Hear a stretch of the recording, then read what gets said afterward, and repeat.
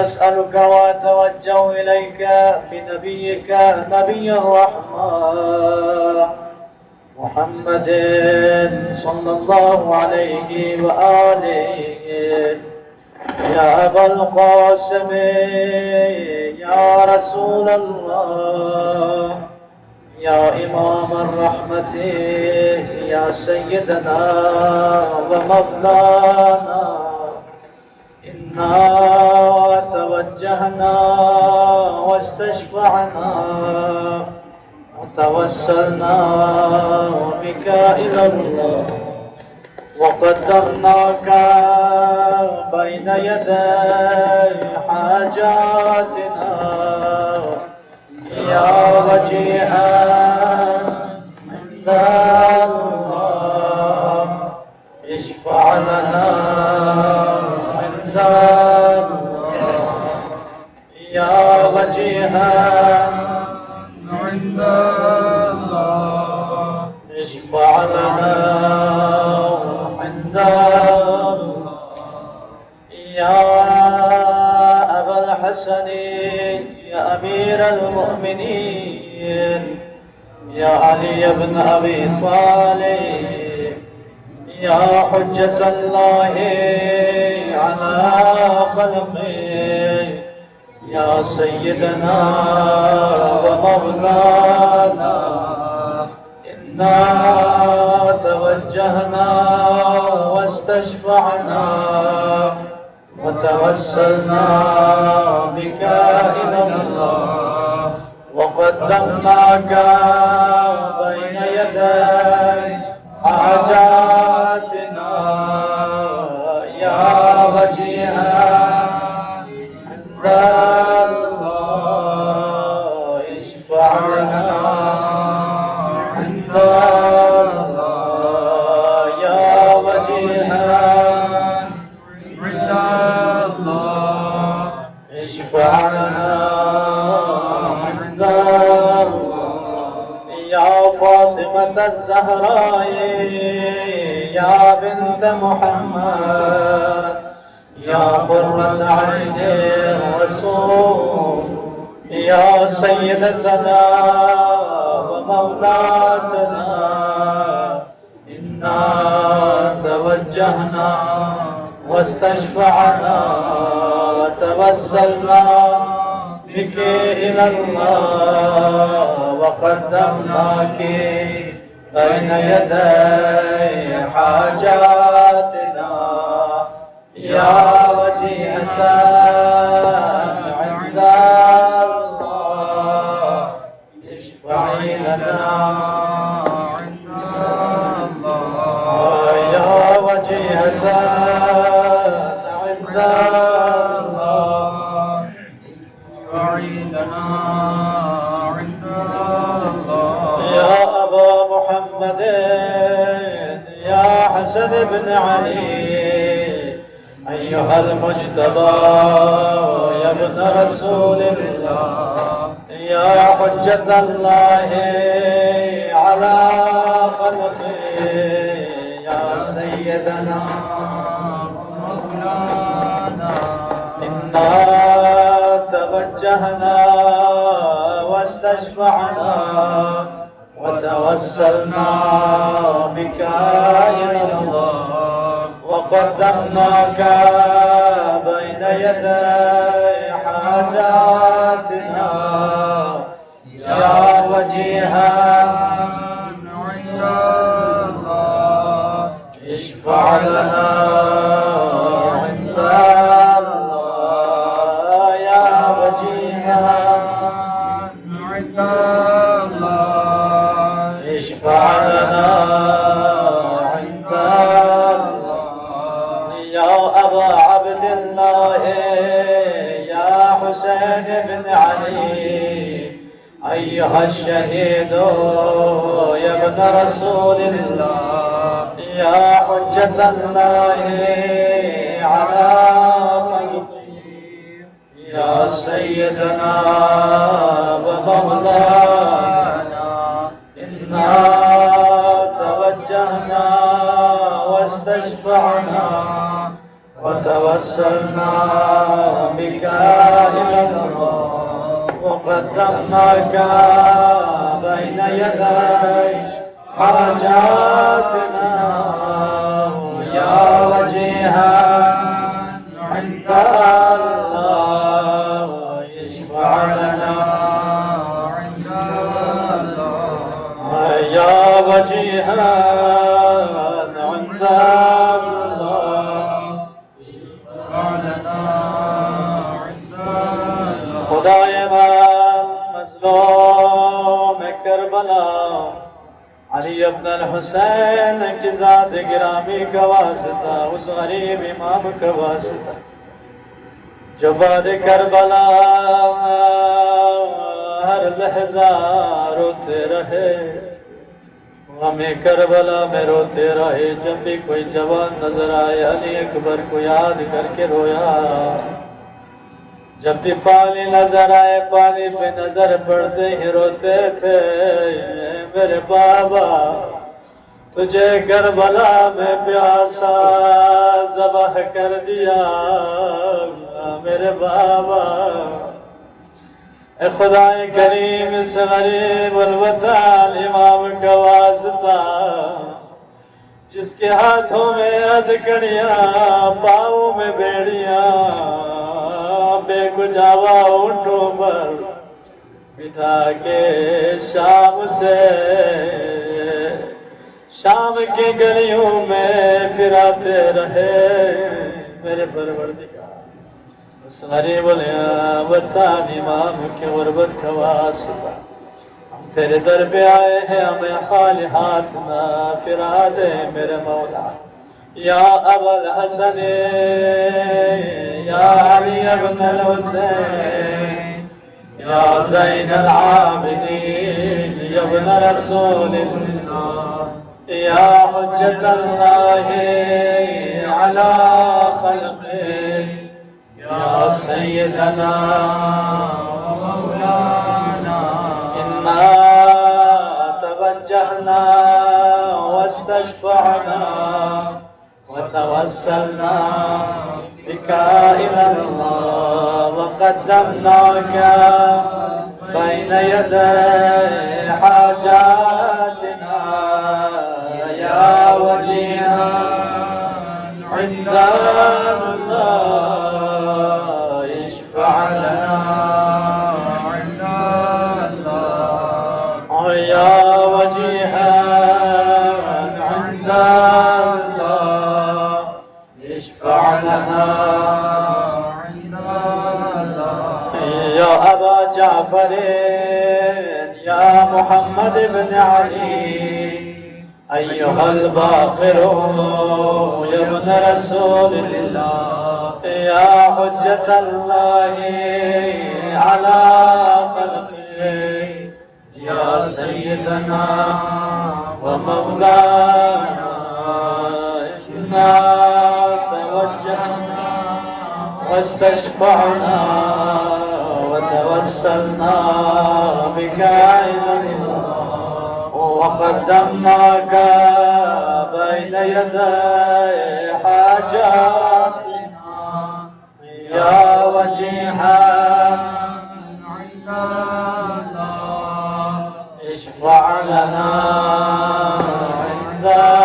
الله يا وجيها عند الله اشفع لنا عند الله يا أبا عبد الله يا جعفر بن محمد أيها الصادق يا ابن رسول الله يا حجة الله على خلقه يا سيدنا ومولانا إنا توجهنا واستشفعنا وتوسلنا بك إلى الله وقدمناك بين يدي حاجاتنا يا وجيها عند الله اشفع لنا يا وجيها عند الله اشفع لنا عند الله اے پروردگار باب الحوائج موسم جعفر کا واسطہ اے میرے گربا پروردگار کریم تجھے باب الحوائجوں کا واسطہ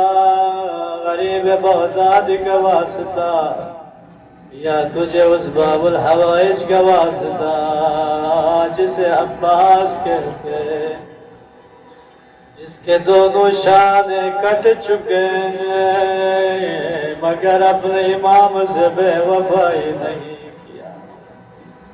آئے کریم خدا ان باب الحوائجوں کا واسطہ میرے کریم خدا ہم بیچارہ ہیں ہم حاجت مند ہیں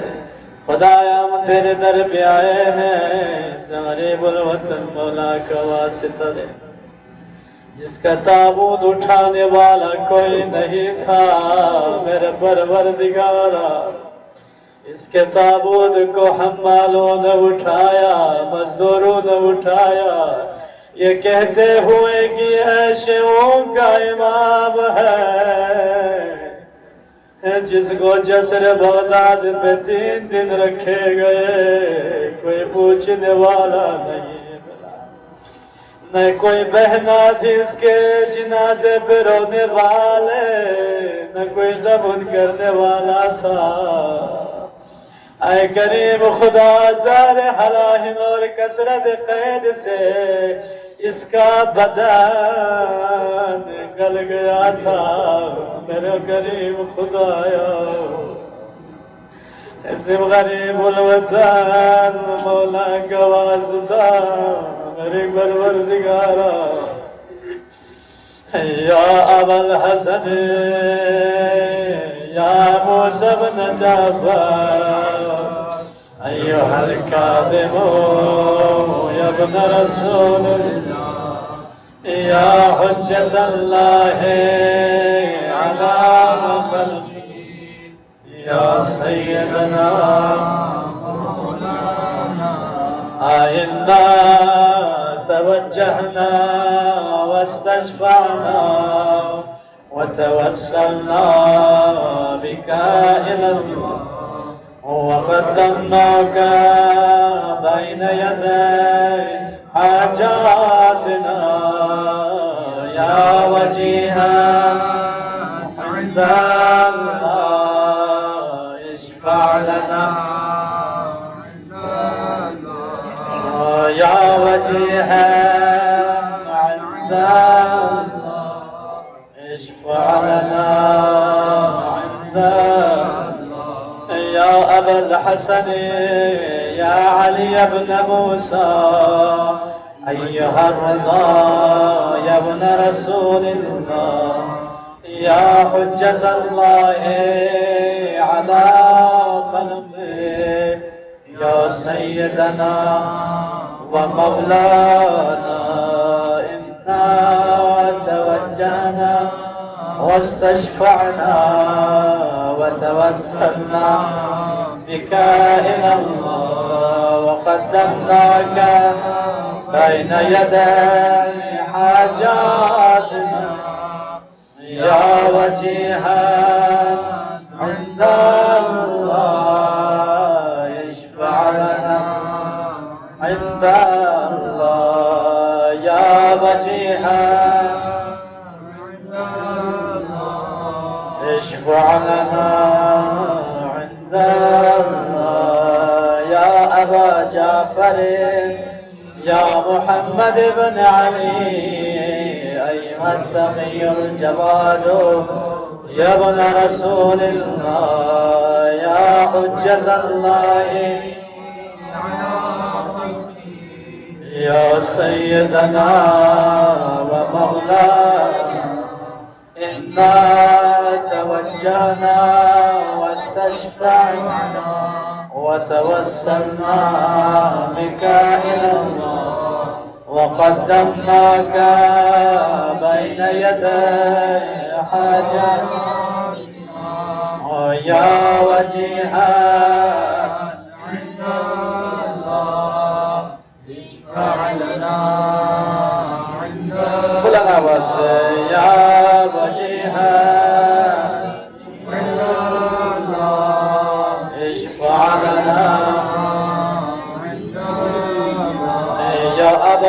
الحسن يا علي بن محمد أيها الهادي النقي يا ابن رسول الله يا حجة الله على خلقه يا سيدنا ومولانا إنا توجهنا واستشفعنا وتوسلنا بك إلى الله وقدمناك بين يدي حاجاتنا يا وجيها عند الله اشفع لنا يا وجيها عند الله اشفع لنا يا أبا محمد يا حسن بن علي أيها الزكي العسكري يا ابن رسول الله يا حجة الله يا سيدنا ومولانا إنا توجهنا واستشفعنا وتوسلنا بك إلى الله وقدمناك بين يدي حاجاتنا يا وجيها عند الله اشفع لنا عند الله يا وجيها عند الله اشفع لنا عند الله اے کریم خدائے من ہم تیرے در پہ گڑ گڑا رہے ہیں فریاد کر رہے ہیں تیری طرف دیکھ رہے ہیں بہت جلد راضی ہونے والے میرے پروردگار ہم اس کریم مولا کے در پہ جا رہے ہیں جو امام زمانہ ہے جو حجت برحق ہے جو بقیت اللہ ہے جس کے طفیل یہ روئے زمین زندہ و پائندہ ہے میرے پروردگار اے کریم مولا یا امام زمانہ آپ جہاں کہیں بھی ہو ہمارا درود و سلام ہو میرے ہو دنیا ظلم و ستم سے پر ہو چکی ہے ہر مظلوم تیرے طرف دیکھ کے تجھے ڈھونڈ رہے ہیں تجھے آواز لگا رہے ہیں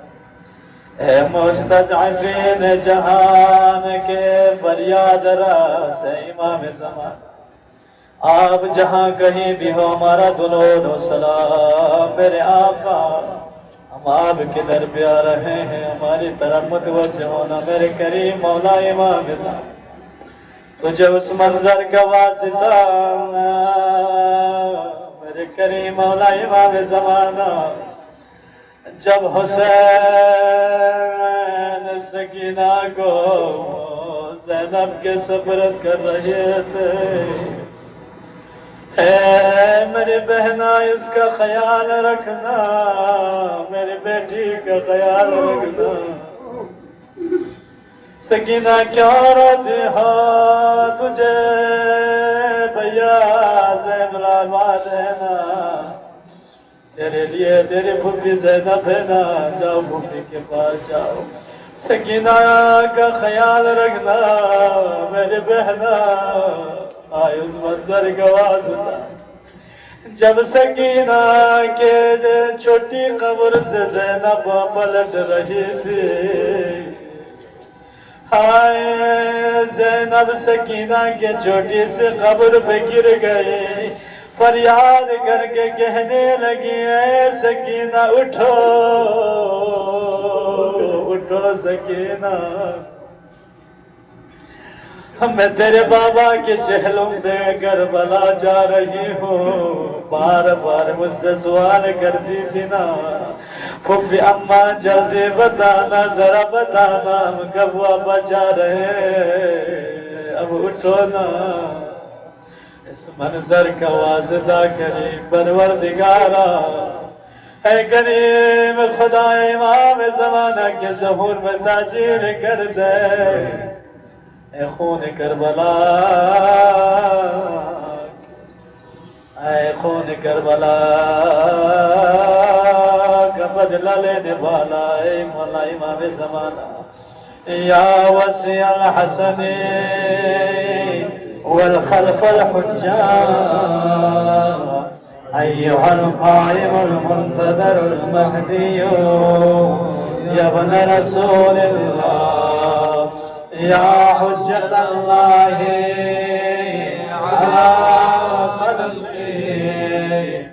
يا سيدنا ومولانا، إنا توجهنا واستشفعنا وتوسلنا بك إلى الله، وقدرناك بين يدي حاجاتنا يا وجيها عند الله، اشفع لنا عند الله، بولنا واسع يا وجيها عند الله، اشفع لنا عند الله يا وجيها عند الله، اشفع لنا عند الله۔ جو بھی حاجات پروردگار عالمین کے بارگاہ میں طلب کریں انشاءاللہ خدا حاجت روا ہے، تمام مومنات کی حاجت روا فرمائے۔